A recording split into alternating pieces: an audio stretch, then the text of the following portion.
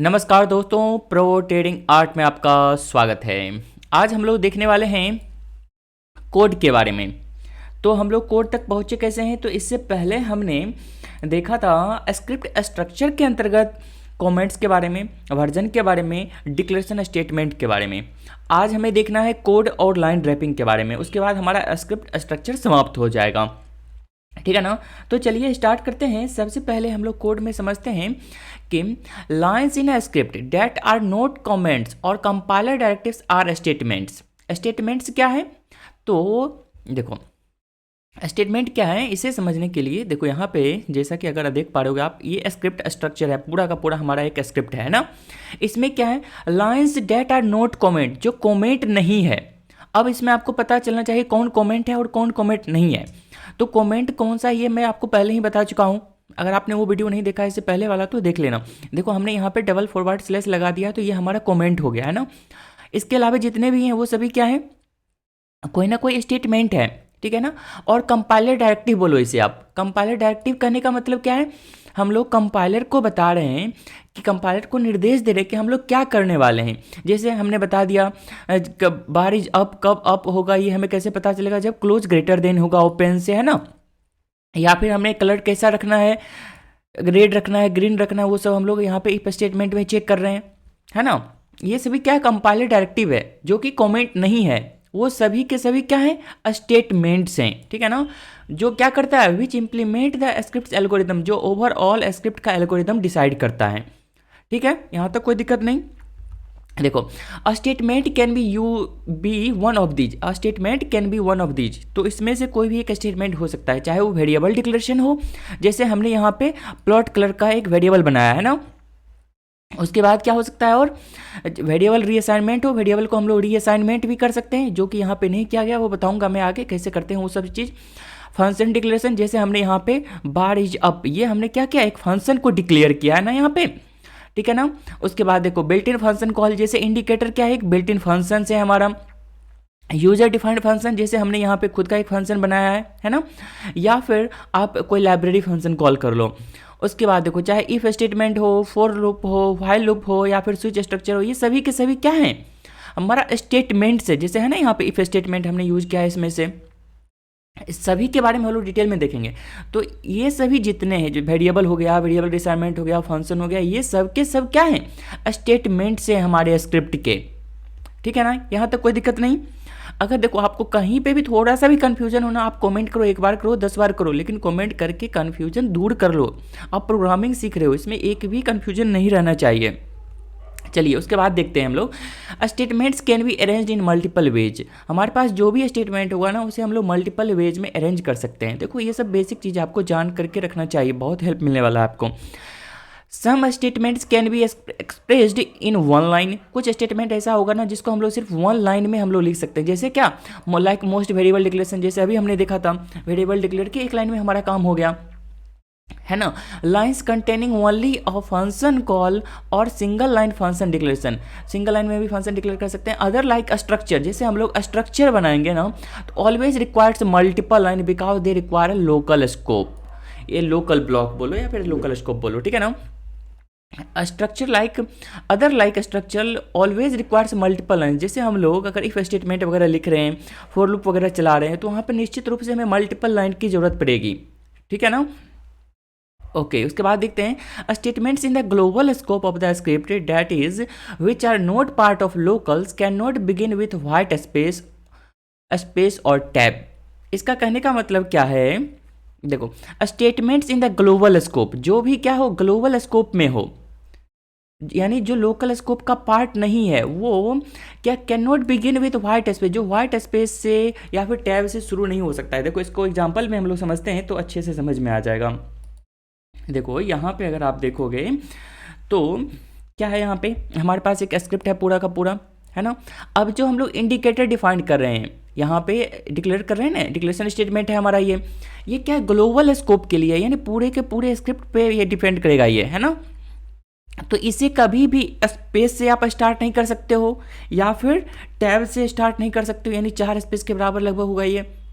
इस तरह से आप नहीं कर सकते हो, जो भी ग्लोबल होगा, ये चीज़ आपको ध्यान में रखना है। तो यही पॉइंट था हमारा पीपीटी में कि statements in the global scope, जो भी ग्लोबल स्कोप में है, which are not part of the local block, जो लोकल ब्लॉक का पार्ट नहीं है, can not begin with white space, जो व्हाइट स्पेस से या फिर टैब से स्टार्ट नहीं हो सकता है, ठीक है ना।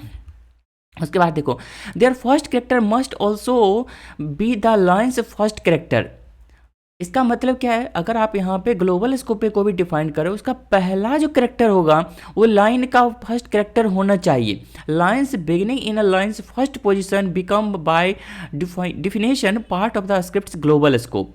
इसका कहने का मतलब क्या है, सिंपल सा देखो, आप यहाँ पे अगर हम लोग यहाँ पे चलेंगे तो देखो, जैसे ये हम लोग ग्लोबल स्कोप बना रहे हैं ना, अब ऐसा नहीं कर सकते हो कि अब स्टार्टिंग में आप ही कॉमेंट दे दो तो पूरा का पूरा कॉमेंट हो जाएगा, या फिर कोई और भी कैरेक्टर यहाँ पे नहीं लिख सकते हो, ठीक है ना, ये काम नहीं करेगा। अगर ग्लोबल स्कोप में कुछ भी बना रहे हो तो वो उसका फर्स्ट कैरेक्टर होगा ना, वो लाइन का भी फर्स्ट कैरेक्टर होना चाहिए।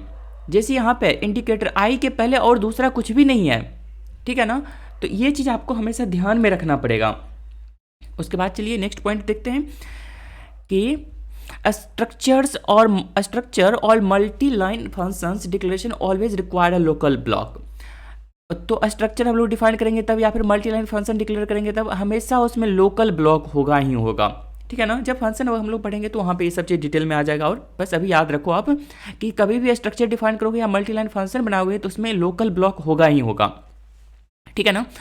उसके बाद देखो, a local block must be indented by tab और 4 space, each local block defines a distinct local scope. इसका कहने का मतलब क्या है, जब भी आप लोकल ब्लॉक बनाओगे उसको आपको इंडेंट करना पड़ेगा, किसकी मदद से, बाय टैब और 4 स्पेस की मदद से।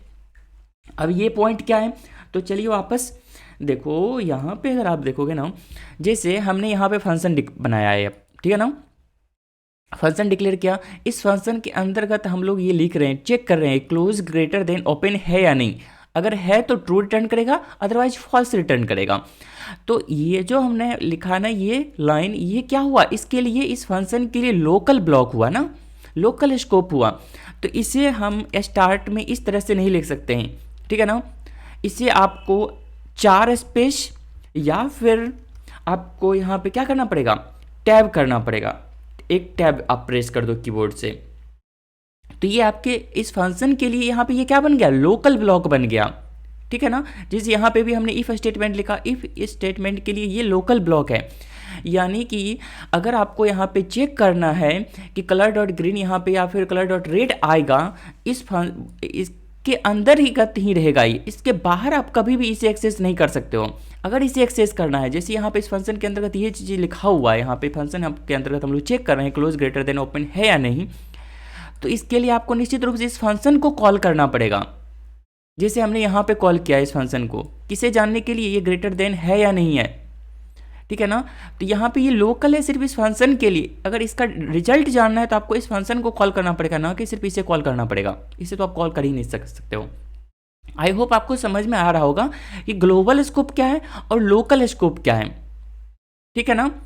चलिए उसके बाद वापस चलते हैं, तो यहाँ पे देखो, multiple one line statements can B concatenated on a single line by using the comma as a separator। देखो, मल्टी लाइन स्टेटमेंट हम लोग लिखेंगे ना, तो वहाँ पे हम लोग कंकाटिनेट कर सकते हैं उसको कोमा के माध्यम से। ये सब आगे बता दूंगा आपको और डिटेल में, अभी यहाँ पे आपको अच्छे से समझ में आएगा नहीं है पॉइंट, इसको हम लोग बाद के लिए रखते हैं। लाइन्स कैन कंटेन कॉमेंट्स और बी कॉमेंट्स, जो भी लाइन लिखते हैं ना उसमें हम लोग कॉमेंट भी लिख सकते हैं, ठीक है ना, या पूरा का पूरा लाइन ही कॉमेंट कर सकते हैं। तो जैसा कि अभी हमने जस्ट देखा था, हमने यहाँ पे मल्टीपल कमेंट कर रखा है ना, देखो यहाँ पे जैसे हमने यहाँ पे फंक्शन बनाया है, यहाँ पे कमेंट करके हम लोग लिख भी रहे हैं, बता भी रहे हैं हम लोग क्या कर सकते हैं, और ये पूरा का पूरा लाइन ही कमेंट कर दिया हमने, ठीक है ना। उसके बाद देखिए नेक्स्ट पॉइंट देखते हैं कि यहाँ पे लाइन्स कैन ऑल्सो भी रैप्ड, तो हम लोग लाइन को रैप भी कर सकते हैं, उसके लिए हम लोग पूरा का पूरा भी देखने वाले हैं, ठीक है ना। अब देखो यहाँ पे ये पहले एनिमेशन लगाना भूल गया मैं। लाइन रैपिंग, लाइन रैपिंग के अंतर्गत देखेंगे तो long lines can be split on multiple lines और रैप्ड। जैसे हमारे पास ये लॉन्ग लाइन है ना, तो इसको हम लोग लाइन को रैप कर सकते हैं, ठीक है ना। Wrapped line must be indented with any number of space, provides it's not a multiple of 4 those boundaries are used to indent local block। यानी कहने का मतलब है लाइन को रैप करने के लिए हमें इसके स्टार्टिंग में स्पेस लगाना पड़ेगा। कोई भी नंबर हम लोग स्पेस लगा सकते हैं, 1 स्पेस दे, 2 स्पेस दे, 3 स्पेस दे, लेकिन 4 स्पेस हम लोग नहीं यूज कर सकते हैं ना। वो किसके लिए है? ब्लॉक इंडेंट ब्लॉक करने के लिए, ठीक है ना। अभी हमने जस्ट देखा था इंडेंट कैसे करते हैं इन लोकल स्कोप बनाने के लिए, वो उसके लिए रिजर्व है 4 स्पेस। इसको अगर आपको प्रैक्टिकली देखना है तो यहाँ पे चलिए मैं आपको अच्छे से एक एग्जांपल देकर के बताता हूँ। सपोज इन सभी को हटा देते हैं, हमें इंडिकेटर बनाना है, ठीक है ना। तो ऑल मान लेते हैं, सिंपल सा ऑल इक्वल्स टू हम लोग कर देते हैं ओपन प्लस, ये सब क्या है बाय द वे, ये बिल्ट इन वेरिएबल लिख रहा हूँ मैं, आपके पास ओपन आ जाएगा, आपने तो डिफाइन नहीं किया ना, ये बिल्ट इन वेरिएबल है, ठीक है ना। Open plus close plus high plus low कर दो, यानी सबका जो होगा ना सम, इसका हम लोग एवरेज निकाल करके उसको प्लॉट कर देंगे। सिंपल सा यही हमारा काम है आज का। देखो इस सबको आप खुद से भी ट्राई करना देख करके, तो आपको स्टार्टिंग में सीखने में बहुत हेल्प मिलेगा। कम से कम जितना बता देता हूँ ना उसको आप प्रैक्टिस करके देखो, मज़ा आएगा आपको करने में। अब इसका अगर हमें एवरेज चाहिए, SMA चाहिए, अगर सिंपल मूविंग एवरेज चाहिए सपोज, तो TA डॉट SMA अगर हम लोग कर लेंगे यहाँ पे, किसका चाहिए? ऑल का चाहिए। कितने पीरियड का मान लो, सपोज 14 पीरियड का मान लेता हूँ, और इसे हम लोग क्या करेंगे? प्लॉट कर लेते हैं। प्लॉट कर लेते हैं किसको? SMA को प्लॉट कर लेते हैं, और इसका कलर है ना, colour equals to colour dot line कर देता हूँ, और सिंपल सा इसे हम लोग सेव करते हैं, और इसको देखेंगे तो ये आ गया होगा। इस पर नहीं, अभी ऐड टू चार्ट करना पड़ेगा हमें। ऐड टू चार्ट क्या, देखो यहाँ पे ये लाइन जो बनाना, ये सभी का सम किया हमने, और उसका फिर 14 पीरियड का ऐसे में निकाल करके हमने कर दिया, तो कुछ ज़्यादा ही यहाँ पे आ गया है, इसलिए ये डिफरेंस आपको देखने को मिल रहा है, ठीक है ना। और यहाँ पे थोड़ा डिटेल आपको बता देता हूँ। एक्चुअली आज का लेक्चर समाप्त है, मेन रूप से हमें बताना था, और नहीं एक चीज़ तो बचाओ हुआ, रुक जाओ। इसे लाइन रैप हमने किया काम, सपोज ये मल्टीपल लाइन है, तो इसे हम लोग अगर यहाँ पे और भी लंबे लाइन रहते तो इसे हमें मल्टी लाइन में कैसे बनाना था, इसके लिए आए थे ना यहाँ पे। देखो इसे सिंपल से हम लोग इंटर कर देंगे यहाँ पे, और ये स्टार्टिंग में आप 1 स्पेस दो फिर भी काम हो जाएगा, ठीक है ना। 2 स्पेस दो फिर भी काम हो जाएगा, अगर आप 3 स्पेस देते हो तो फिर भी काम हो जाएगा। देखो इसे सेव करोगे तो कोई एरर नहीं आएगा, लेकिन इसमें अगर आप 4 स्पेस कर देते हो, अब हमने 4 स्पेस कर दिया, अब इसे सेव करोगे तो आपको एरर देखने को मिलेगा। यहाँ पे देखो syntax error eight input end of line without line continuation, यहाँ पे इसे लाइन कंटिन्यूएशन समझ में नहीं आ रहा है, ये हमारा ब्लॉक बन गया है यहाँ पे इंडेंट ब्लॉक, जो कि हमें ऐसा कभी नहीं करना है। 4 के बदले 5 स्पेस करते हैं तो फिर ये सही रहेगा, कोई दिक्कत नहीं रहेगा, ठीक है ना। तो आप कोशिश करो कोई एक स्ट्रक्चर फॉलो करने की हमेशा, ठीक है ना। जैसे हमने सिंगल स्पेस यहाँ पे सभी के लिए यूज करना है, बस ये हम सेव कर देंगे इसे, और ये हमारा स्ट्रक्चर बिल्कुल सही होगा, है ना। देखो अब यहाँ पे हमें स्पेस यहाँ पे ड्रॉ होकर के मिल गया, सिंपल मूविंग एवरेज इन सभी के सम का। तो आप इस तरह से प्रैक्टिस करके देखो, बहुत हेल्प मिलने वाला है आपको। और किसी भी तरह का आपको डाउट है आप कमेंट करो, मैं उसका जरूर रिप्लाई करूँगा और उस पर एक्सप्लेन करने की और कोशिश करूँगा। आई होप आपको वीडियो पसंद आ रहा है। अगर वीडियो अच्छा लगा है तो आप लाइक करिए और चैनल को सब्सक्राइब करके रखिए। तो थैंक्स फॉर वॉचिंग।